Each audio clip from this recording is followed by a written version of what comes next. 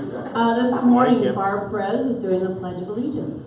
Please join me in our singing to our nation's flag. I pledge allegiance to the flag of the United States of America and to the republic for which it stands, one nation, under God, indivisible, with liberty and justice for all. And Paul Wool is going to lead us in the four-way test. All right, fellow Rotarians, please join me in the four-way test of the things we think, say, or do. First, Is it the truth? second, Is it fair to all concerned? third, Will it build goodwill and better friendships? fourth, Will it be beneficial to all concerned? and fifth. Is it fine? This is not your 1 inch to 51? Is it?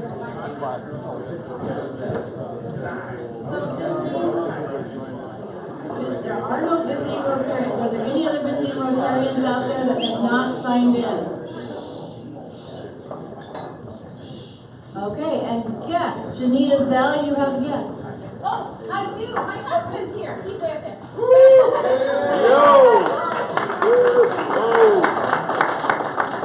What's his name?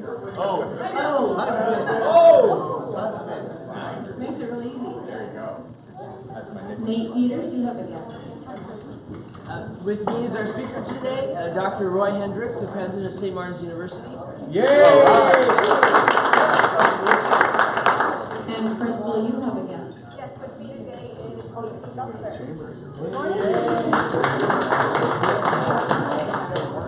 And Chris Brown, you have a guest. Let's see, I have a guest, Mike Walters from Plumbing Dr. Inc. He's right in the back.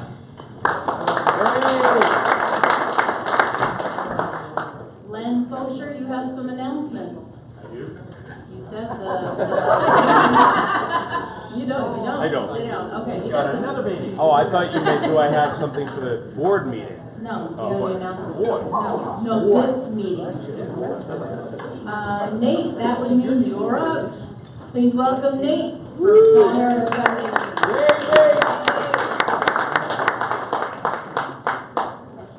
Good morning, everybody. Morning. Good morning, Nate. You're looking fine. Hey, Nate. Thank you. It is really early this morning. The Paul Harris Fellowship recognizes individuals who give to the Rotary International Foundation at levels of $1,000 or above. The foundation allows Rotary International to do amazing things across the world, including eradicating polio. Please welcome Jeff Ott and Mike Bell up to the front with me to receive their pin of recognition.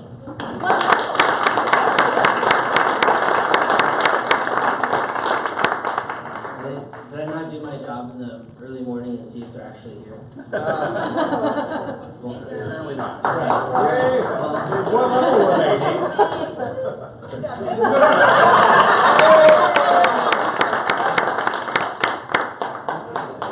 Nate, it's okay. I do this all the time. They're both in the bathroom, Nate. At least your boss isn't here. So this morning, our classification talk is Christopher Brown. So please put it together for Christopher.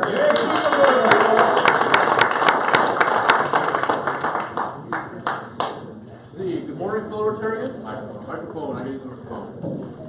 Good morning, fellow Rotarians. Good morning, Chris. Good morning. Let's see, my name is Chris Brown, attorney. Let's see, office in Olympia. Yay, attorneys. Hey, attorneys. Yeah. As if we don't have enough of them. Take it very lovely. Take it. As if we don't have enough of them. Yeah. Yeah, see, so this is my family. I'd say I married my wife Rico in 2000, so we've been married 18 plus years. I have 3 kids, my daughter Mia, who's 15, my son Kenji, who's 13, and my youngest Shinji, he's 9. So this is taken a couple weeks ago, actually, so this is actually relatively current. I can tell by the foliage. Yes, you can tell by the foliage. So, talking about my firm, see, I've been practicing, I got my JD from Willamette University down in Salem, Oregon in 2000. I have a master's degree in tax law. That means I was dumb enough to go for another year of school if I got my JD. But so about over 18 years of experience in estate planning, business planning, tax law, and asset protection in Oregon and Washington. So I worked, before I formed my firm in 2009, I actually worked for a couple of firms, one in Oregon and one in Tumwater. So, I mark myself as a tax attorney. So what does a tax attorney actually do? Well, mostly people think I talk to the IRS a lot. I really don't, and to the extent I do, I'm trying to get out of that area. What I mostly do is estate planning, complex estate planning, things that involve taxes, business formations, LLCs and corporations, business transactions, some tax issues and audits, and some other stuff I'll kind of get into a little bit later. Now you'll notice in one of these little subcategories I have international stuff. That's actually becoming more and more part of my practice lately. You see I have a picture of China here. And the reason I have a picture of China is because when I went to law school, my goal in going to law school is not to do tax law. Nobody really wants to be a tax attorney when they go to law school.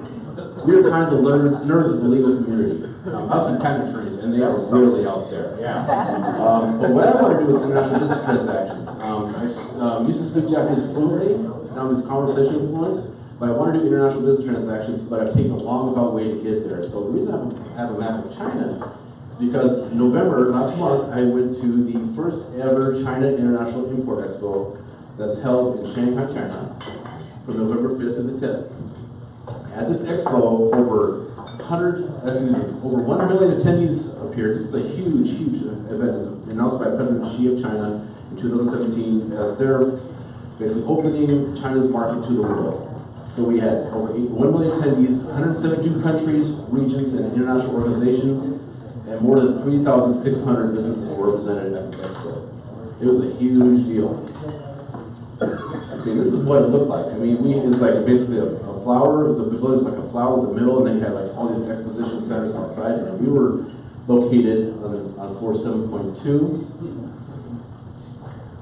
We went through the Thurston Economic Development Council with Perry Shea, who's one of our members, and Michael Kay. Michael Kay couldn't make it, but he's the executive director of the EDC. We went through the EDC and also through Southwest Regional Trade Alliance. We brought several companies in Thurston and Southwest Washington, Human Science, Flip Foods, The Green Lady, Southwest Regional Trade Alliance, and myself. We went as a group, but we all went under the banner of Choose Washington through the Washington Department of Commerce.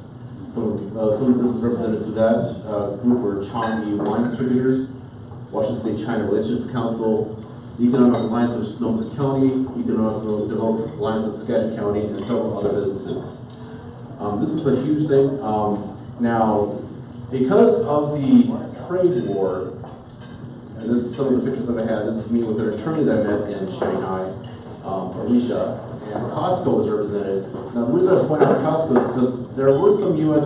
businesses represented in China, but they were the big companies like Costco, Amazon, Boeing. They went, but they didn't need to have funding, whereas us small businesses, we were kind of almost kind of forgotten by our trade representatives. We didn't really have funding to go over on our own. We basically self-funded our trip. But actually, because we were self-funded, we were of our limited presence in China, we were actually kind of one of the rock stars over there because nobody expected us to be over there. So we were a huge deal, people, and it's amazing because a lot of the countries wanted to do business with us, especially the Chinese government officials that are coming over here. We want to sign contracts. It was amazing to actually do business over there. And right there you see Perry, right in the corner, he was actually giving an interview over there with looked like some sort of U.S. news agency about our experiences in China. See, this is us as a group, several of us as far as, right in the middle is actually Chris Green, he represents the Washington Department of Commerce over there, a bunch of other business owners. And here's just a couple of pictures of me. I was over there. It's me in front of the Oriental Tower, Shanghai, and this is that new guard. Here's a little video that I thought might be kind of interesting.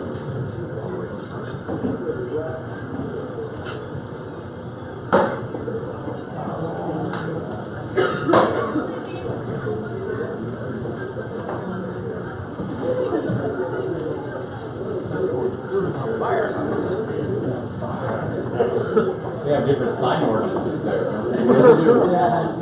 And it's amazing in Shanghai because this is just a bunch, there's skyscrapers everywhere.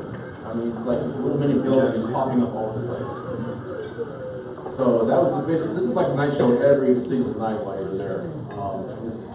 Shanghai, I believe on Facebook I posted a time-lapse video of the growth of Shanghai from 1850 to right now in the last 20 years it just exploded. So now, Because of this trip, that's caused my firm to kind of grow in ways that I never thought that would be possible. No, I have my office, I let you know that I have my office in Olympia. And January 1st, 2019, I'm going to open a new Tacoma office in downtown Tacoma. It's in Pacific Avenue. Also, I'm going to be opening an office next month. I signed contracts yesterday in Seattle. Oh, and I guess I have a mobile monitor thing. And I hope that's all right. So that's a Literary Way. Finally, early 2019, I'll be opening an office in Shanghai.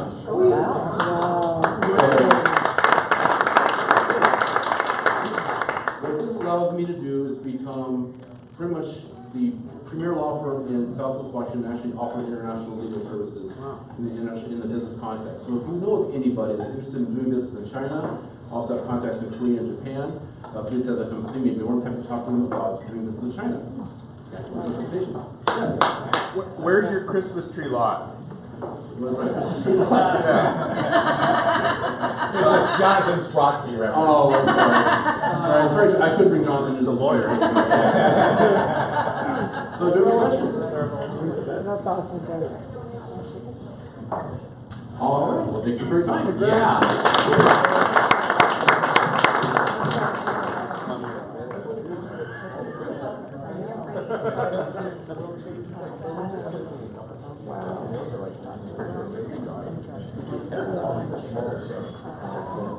So that's, we need, that's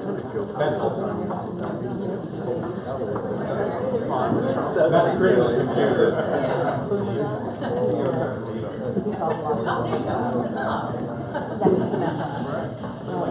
Oh.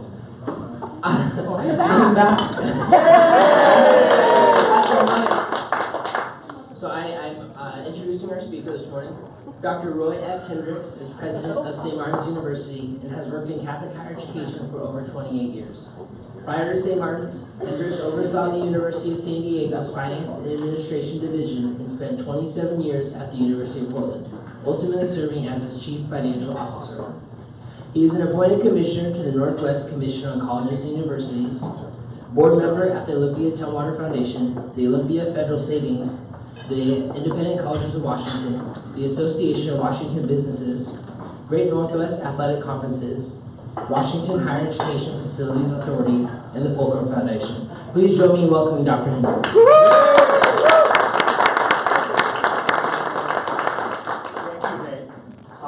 It's my pleasure to be here with this Rotary Club. You know, you are every 21-year-old's dream. When I got up this morning, to wake up, roll out of bed, go to the local bar, and hang out with a group of friends. Yeah. What you ask for? Yeah. Actual dream. I was here about a year ago, and I had a long PowerPoint presentation, and I realized it was too long, and you had a lot of questions. So I'm just going to give you some brief updates and then turn it into a question-answer format. I'm excited about what's happening at St. Martin's.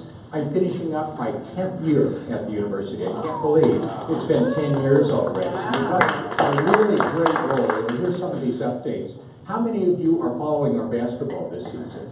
Men's and women's. I know I talked to someone who said they had attended a game recently. Our men's team is ranked 15th in the nation. Wow. And it's just amazing. They've only lost one game. Their record is 8-1. They lost the first game they played to Brigham Young University, a Division I team. We're a Division II in NCAA. This team is really exciting. Last year, we came very close to taking the regional championship. And we only lost one senior. All the rest of the team returned. So we have a very strong men's basketball team. They're a lot of fun to watch. Our women's team is doing well also. If you really want to watch some exciting games, pick up on one of our double headers. We have a number of double headers this year. It's fun to watch both teams play. We play an athletic conference that's really tough. We're the smallest school in the conference. We play the big universities like Central Washington University, Western Washington University, Simon Fraser University up in BC with 35,000 FTE students is competing against small St. Martin's University. Western Oregon is in that conference. Montana Billings, Anchorage, and Fairbanks are included in that, as well as Seattle Pacific University, Northwest Nazarene, and Concordia University. So an exciting conference to watch. Come watch. We've got a good team. We have a tough conference to play in, but I think we're going to do extremely well. It's been fascinating to watch the turnout at the pavilion. Oh, by the way, thank you. A shout out to Twin Star Credit Union. They have sponsored our athletics, and the name of our basketball court. Our court is now Twin Star Court. So we're very excited about that. To me, you'll be hearing more about Twin Star Court in the future. So thanks again for Twin Star Credit Union. We also have a Pack the Pavilion night coming up on February 2nd. It's a Twin Star night as well. It's a double header. So there's a game if you want to put in your calendar. If you come and watch, we'll be most of the way through our conference season. So I think it'll be a good time to see both teams. I think they'll have firmed up even stronger. You'll see some great play, some good excitement, and probably a very packed facility. When I was here a little over a year ago, we were in a fundraising mode for a new science building. I am pleased to say we had a goal of 10 million. We have raised 10.7 million today for that building. And a shout out to all of you that have helped with that as well, because this has really been a community project. The building is coming out of the ground. It's going to be finished at the end of March. And it's a great addition, 30,000 square feet. If you recall, this is going to house our physics, biology, chemistry, and math. This is a great addition to our campus. Recall that our largest major is biology. We have a number of pre-med students at the university. Engineering is right behind it. All of our students are required to take at least one lab course while they're a student. So this building is much needed. What's interesting is this allows us the opportunity to rethink some of the space that was dedicated to the current labs. And as part of that process, we looked at our nursing program and have decided to move into a 4-year licensure program for nursing. Right now we have an RN, a registered nurse, to BSN, a Bachelor of Science of Nursing. So we're helping really working professionals, nurses out there, to achieve their bachelor's degree. Many of them have an associate degree. So we've been talking to Capital Medical Center, to Providence, to Panorama, and other organizations that need nurses. Are all excited about the opportunity of having a flow of more registered nurses, bachelor prepared, in the community.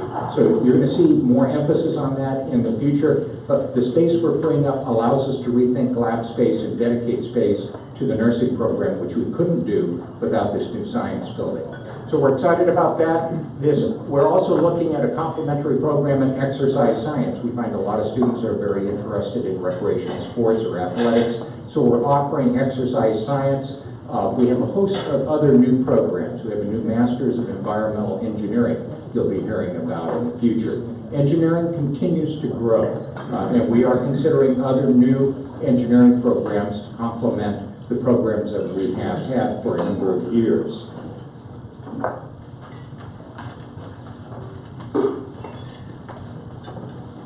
Also, how many of you had the opportunity to attend Gala this year, our Gala celebration? We're going to have a few hands in the crowd. Great. It was a fun night. We had Roy Yamaguchi as a celebrity chef at the event, and we raised $1.3 million for student scholarships that evening. And we raised the largest amount ever by raising the paddle for scholarships. We raised over $570,000 from the community that night in that room. In addition, we raised another few $100,000 that evening from auction packages that we sold and table sales. Just a phenomenal, it was a sellout event. It's been a great event each year. You cannot, I'm just so amazed at how generous this community is, because I go to a number of fundraising events besides our own, and I see the same people. The community is really a very giving and caring community, and that's very important. Rotary is one of those clubs that's very near and dear as a service organization, but it amazes me how many in this community participate in fundraising events for nonprofits in the whole county. So I think it's something very special about this county that we all take ownership and pride in a number of organizations. It could be the Boys and Girls Club, it could be South Puget Sound Community College, or whatever. All of the different fundraising events, people understand the need and importance of those to remain a thriving community. So I want to do a thank you to all of you for helping with that as well. Our gala night, that is our biggest event of the year that we focus on. You're going to be hearing in the near future who our celebrity chef will be for next year. We're going to carry this gig on for a few more years. It seems to be a good formula for us to raise money, so we're excited about that. Every dollar we raise ends up in a financial aid package for our students, and they're actually called gala scholarships. So our donors that give money know that it's going directly to the student to help them. We try to underwrite all of the costs of the event to put that on each year. Let me also mention our Food and Wine Festival. Many of you know the Capital Food and Wine Festival that's held each year at St. Martin's, the Marcus Pavilion. This year we're taking a hiatus and we're rethinking of how we want to rebrand that event for 2020. It will come back in 2020, but we're holding a special party this year on March 9th. It's a thank you party to all of our patrons and sponsors and donors and volunteers. So keep that in your mind as well. Put that on your calendar to come event. We're gonna refocus on that event and make it better and make it stronger. It's an opportunity to bring the members from the greater community, even from the outside to our campus, but also to participate in March in what I call sort of the mini gala event. Instead of the full meal deal, it's the sip and bite event to me, which is what has really been a great really formula for the community. But it has gotten very big. We have over 6,000 attendees at that event in one day that we bring through the pavilion for that event. And so we're going to mix that up a bit, but this year we'll have a strong patron party to help out. And finally, let me tell you that something I'm very excited about, and that is we're opening up what we're calling a makerspace on campus. And I don't know how many of you are familiar with the makers movement. Show up the hands. Okay, many of you are. You know, 10, 15 years ago, this got started in the Bay Area where you had a lot of creative tinkers going. They wanted to make something and there was a real interest. Could it be commercialized or marketed? What some of that creative thinking and how they might be able to create synergies by putting these people together.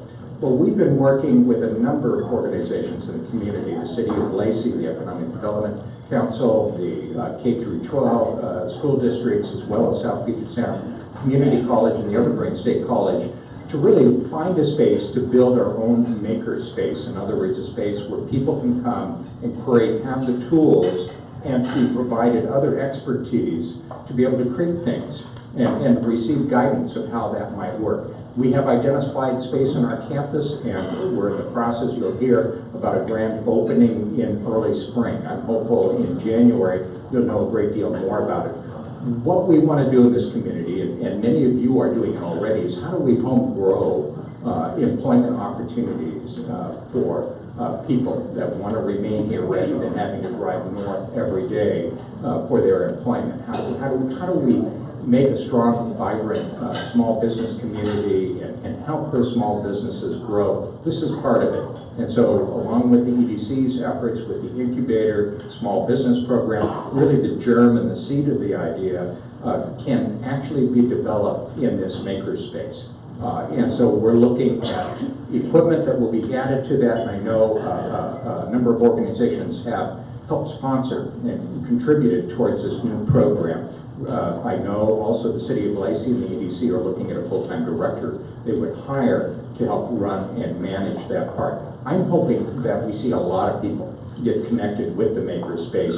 I know that a number of our students and faculty want to be involved as well, can help provide cheap labor in that sense of how do you, if you want to do market research on a specific area, we have students that are very interested in doing that. We have a number of faculty with expertise in different areas. We have a mechanical engineer that's also a patent attorney. And so we have the opportunity to cover a number of bases with ideas that come forward. But we're going to need your help as well. We'd love to have you help direct people to the makerspace and also to become involved with it. As I said, I think sometimes it will take a group of professionals to help guide these creative minds as to how to market or how to grow and develop a product or just an idea of software, whatever that they want to develop. So those are some of the key points on the university. I'm going to tell you our enrollment is very strong. We have the largest undergraduate population that we've ever had on our campus. Our applications for next fall are through the roof. I've never seen such large numbers, which is really a good sign. We continue to look at academic programs that are in huge demand. So when we talk about healthcare fields, in engineering, in business, those are some of our largest majors on our campus, and I'm proud of that because we are preparing people for careers in great paying jobs, and we can be part of that solution. How do we help the next generation that will step up and be civic leaders in this community? So let's turn, I have some time, I think, for some questions. Let me ask, who's got a question? Would like to, there in the back of the room. Sure. What's your trend in the mix of international and national enrollees, and also part-time, full-time? Well, you know, the international, I watch the news quite frequently because I get very concerned about geopolitical events affecting our international students. And we have the great presentation on China. We have a number of programs in China that are developing right now, and I get very concerned about what might happen if student visas are harder to obtain. But right now we have a great influx of students from China, and expect a great deal more as we have some partnership opportunities that are developing. Saudi Arabia continues to send us a number of students primarily for engineering, but we have a few other fields that they're interested in. We have programs now that we're developing partnerships with institutions in Vietnam and Korea.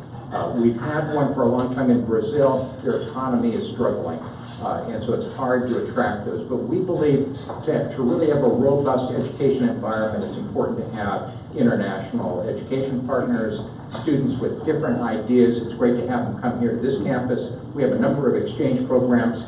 We try to send our students abroad as well to be immersed in a foreign culture and understand how similar we all are, and that there aren't that many differences when it comes down to it. We're all interested in our families and how we can make certain that we can better our lives. And I'm sorry, you had a second part of your question, I've already forgot it. Yeah, trend in full-time versus part-time. On faculty, we have actually worked very hard not to increase the number of part-time faculty. We are still offering all of our vacant positions that we advertise for, that are revolving, that we've had before. We continue to offer tenure track faculty lines. And that's very unusual for a lot of institutions. They have moved away from tenure track lines, hired more part-time, or handled non-tenure track, which means they're full-time instructors. We continue to prize the tenure track lines. We've been able to normally have our first choice of hires. There's a number of faculty recently minted PhDs, as I would call them, in the market looking for jobs. We seem very attractive with the tenure track lines that we offer. Great question. Another question? Well, with the Maker's Shop, when do you anticipate opening, and is there going to be a cost involved for people out in the public to participate? I'm sorry, could you repeat? Cost of, will there be a cost for people in the community to participate? And when do we expect opening? For the Makerspace. For Makerspace, I'm not quite certain how that will work. It won't be, I do know that you're going to, there's a couple of different economic models they're looking at right now, or business models, how to run the space. You'll be hearing more about that in the near future. I know they looked at charging. On the other hand, I would hope they would not turn away anybody with a creative idea. Back here. You've been here 10 years with the university. Let's say it's 10 more years in the future and you're here presenting to us. What do you think you'll be talking about in 10 years? Or what is your wish or dream that you could look back 10 years from now and say, we did that? Well, excellent question. I think we're continuing to look at certain academic programs that we want to offer, some that are rather far-fetched. We would like in healthcare to make certain that we have strong programs. So what are the needs of the community? And in 10 years from now, I hope, if I'm still here as president, that I'm here talking to you about a master's of nursing, an MSN program, or possibly a doctorate in nurse practitioners, for nurse practitioners. I would think those are very strong fields. What's in demand in our backyard? The engineering side, I think all of the STEM fields are very important to the state of Washington, in particular Western Washington. There's such a shortage of STEM graduates. How do we make certain the healthcare fields, the engineering fields, and all of the science fields are taken care of in the community? I hope that's what we're talking about at that point. I hope we're also talking about the students that we are educating. We have, right now, our demographics of our student population, 50% of our students identify as a student of color, and 40% identify as a first generation in college. We have a number of students coming to us that are coming from families that have not considered higher education before, are looking at it, and they're looking to change their lives to better their income levels and really make a difference. And to me, that's what this community should all be all about. How do we help those individuals that want to improve themselves really become part of the fabric of this community? Any other questions? You're pretty quiet this morning. I do want to tell you that I feel very blessed to be part of a community that is so rich with organizations. We, right now, have so many of you offering internship opportunities to our students. And part of my job is to almost kick students out of their comfort level and say, go try that field. Go out and experience an internship in an area that you're interested in. And you have been so good. This community has been so great to say, hey, we want one of your students. We'd love to have one or two of your students. Oftentimes those turn into job offers for those students. So what a better way for them to enter into the job market than to get the experience firsthand with you, and then for them to remain. Many of them want to remain in this community. Even if they come from elsewhere, outside of the region, many of them would like to put roots right here down, and they're looking for how they can have a lifestyle with an income that will help them do everything they want to achieve. So thank you for that, because there are other communities that is not the case. And I feel, as I said, blessed that this community reaches out to us so often. And our students need those opportunities. Our graduates need those job offers for them to reach the goals they want to. So thank you again for doing that. Any last question that you might have? How's baseball team? How's baseball? Well, baseball is doing well, and we're excited about the season coming up and how that'll work through. But keep your eyes on it. That's one of our largest sports. I think we have around 50 student athletes for baseball. On your last point there, just a compliment. Both my younger siblings, my sister's a junior and my brother's a senior at St. Martin's, and they are just doing great. I'm a Central graduate 2 years ago, and I like to take a peek at what they're doing in their classes and how things are going and try to stay involved. And I would say they're leaps and bounds ahead of where I was when I was a junior and a senior at Central. So well, it's a small campus environment that we can provide. I think there's closer interaction between the faculty and the students and even the staff. And so you find that you can't be you cannot not be known on our campus. Our faculty get to know the students in the class. If you're not showing up, they'll go and hunt you down and find out where you are. If you look in the residence halls, there's plenty of stories where they'll go down and knock on the door and say, where have you been? You haven't been in class for a couple of times. And you don't find that at Central Washington or the larger universities. And so you could be anonymous at Central Washington. You can't be at St. Martin's University. We get to know you.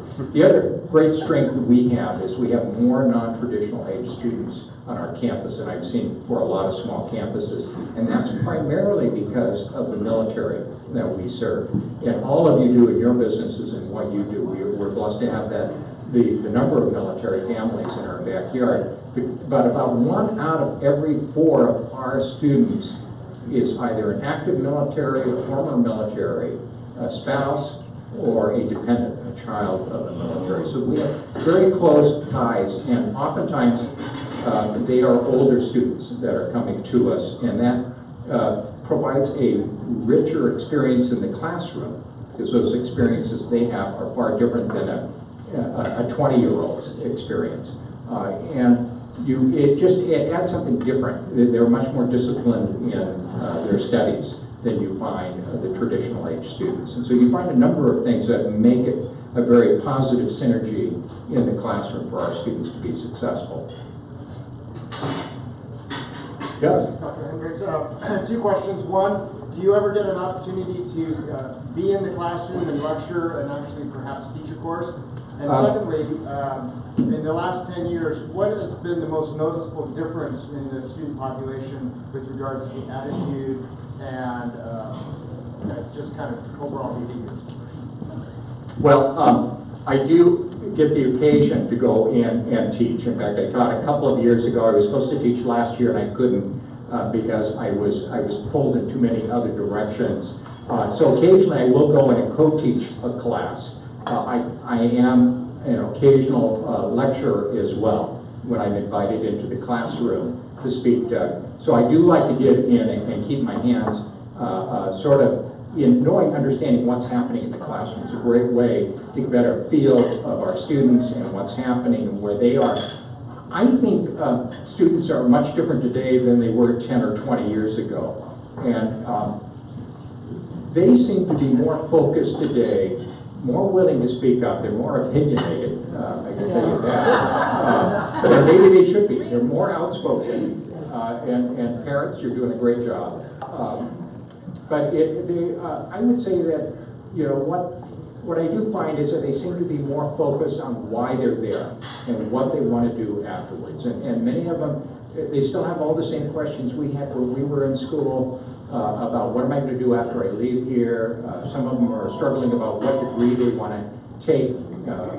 Oftentimes, there are certain ones that know what they want. Something that has not changed generationally, which shouldn't surprise us, is that the first generation in college students still are telling us they want to be medical doctors or engineers. And what we're finding is it's still incredible family pressure. The parents or others saying, well, you're going to go to college and be a medical doctor. You're going to go to college and be an engineer. And what we're finding is after they're here for about a year, they may say, well, you know, I'm not really interested in engineering. I don't think I really want to be a medical doctor, but I am very interested in this other field of study.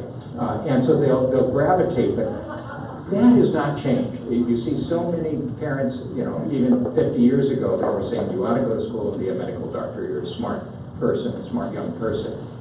So that's something that hasn't changed. But I do think that that students today speak up more, they speak their mind, they're more focused or disciplined on what they want to do. They question a great deal more than they ever have before. And so it makes education more interesting, I think, because they're not just the sponge that's going to absorb everything that the professor tells them. They're going to ask why. And how does this relate? And what are you trying to really tell me? But there is still a real hunger for education, which excites me, especially by the demographics, the different students that are coming to college today. And it's great to see it because you see a lot The Running Start program in the state of Washington is an excellent program. We're dealing some with sort of the social maturity issues that they may not, an 18-year-old with an associate degree coming from out of Running Start from South Puget Sound Community College may not be socially mature as an 18-year-old coming out of high school. And so we're dealing with some of those issues, but they're there. They understand, they know how to do it. We've got some great partnerships with the community college and even with Evergreen State University as we work together, the three institutions, to make things happen. But the students today are much more savvy than they were, I think, 20 years ago, or even 10 years ago. So let's wrap it up. And I thank you again, and invite me back in a year. I'll give you a progress.